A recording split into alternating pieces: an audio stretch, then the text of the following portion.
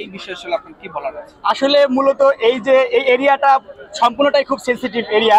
এখানে মূলত কেউ সুস্থ মানুষের থেকে অসুস্থ মানুষই বেশি থাকে। কন্টিনিউ 24 ঘন্টা এখানে মানুষের যাতায়াত করতে হয়, হাসপাতালে যাই থাকে, বিভিন্নটা থাকে। তো দেখা যায় যে ওদের যে একটা যানজট ওরা প্রতিনিয়ত যে করে রাখে, এতে সাধারণ মানুষের থেকে হাসপাতালে যারা আসে রোগী তাদেরকে বেশি ভোগান্তিতে সৃষ্টি করে। আচ্ছা, আরেকটি বিষয় হলো যে সিটি কর্পোরেশন তো উচ্ছেদ অভিযান শুরু করেছে, সবকিছু মিলে এখন পর্যন্ত শুরু করেনি, এসেছে এবং তারা তো তাদের জিনিসগুলো নিয়ে নির্দিষ্ট একটি জায়গায় রাখছে, আবার পরবর্তীতে আসবে। এই বিষয়টি নিয়ে আমি তো সেটা প্রথমেই বললাম যে এই উচ্ছেদ অভিযানটা কন্টিনিউ করতে হবে এবং জোরদার করতে হবে। যে আজকে করে গেলাম, আজকে উঠাই দিলাম, ও আজকে রাখছে, ঘন্টা পর আসবেন জায়গা মতো বসে পড়ছে। এজন্য যদি নিয়মিত এই অভিযানটা কন্টিনিউ চলে এবং দু একটা উচ্ছেদ করা যায়, এরকম প্রতিনিয়ত সেনাবাহিনী হোক বা পুলিশ হোক, যদি এই উচ্ছেদটা আপনার অভিযানটা কন্টিনিউ চলে তাহলে আর বসতে পারবে না। আছি কৃষি ইউনিভার্সিটির ভাইরা আছে, আমরা ম্যাজিস্ট্রেট মহোদয়কে বলবো যে আমরা আপনাদের সর্বোত্তক সহযোগিতার মাধ্যমে এই দোকানগুলো এখান থেকে সরিয়ে ফেলবো। প্রয়োগ এবং জনসচেতনতা সেটা কি আসলে হচ্ছে কিনা?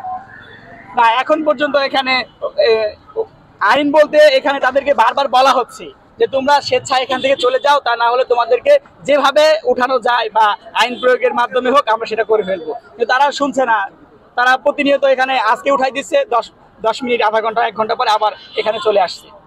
এতে আপনার ঝুঁকি না? হ্যাঁ, আমরা অবশ্যই, কারণ আমাদের এখানে যেহেতু আমরা 24 ঘন্টা থাকতে হয়, আমরা শিক্ষার্থী, বিভিন্ন টিউশনে যেতে হয়, বিভিন্ন রাস্তা পারাপার হয়, বিভিন্ন মানুষ একটা ইমার্জেন্সি থাকতে পারে, কিন্তু ইমার্জেন্সি সময় মানুষ ফুটপাত ব্যবহার করতে পারে না। এটা সব থেকে বড় ভোগান্তি। অসুস্থ রোগী নিয়ে কেউ হুট করে রাস্তা দিয়ে পারাপার হতে পারবে না, কারণ এখানে একটা রাস্তায় যেহেতু গাড়ি চলবে, ফুটপাত দখলে, তাহলে জনগণ কোথা দিয়ে হাঁটবে?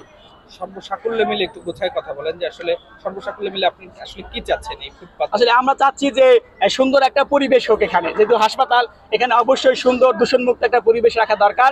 সেক্ষেত্রে এখানে কোনো অবৈধ দোকান বা এরকম কিছু অবৈধ দোকানপাট এগুলো উচ্ছেদ করাই উত্তম। ঠিক আছে, আপনার নাম? আমার নাম মোহাম্মদ সোহেল রানা, কৃষি প্রশিক্ষণ ইনস্টিটিউট, শেরেবাংলা নগর, ঢাকা 1207। এই যে হৃদরোগ হসপিটালের পিছনেই আমার ক্যাম্পাস। ঠিক আছে।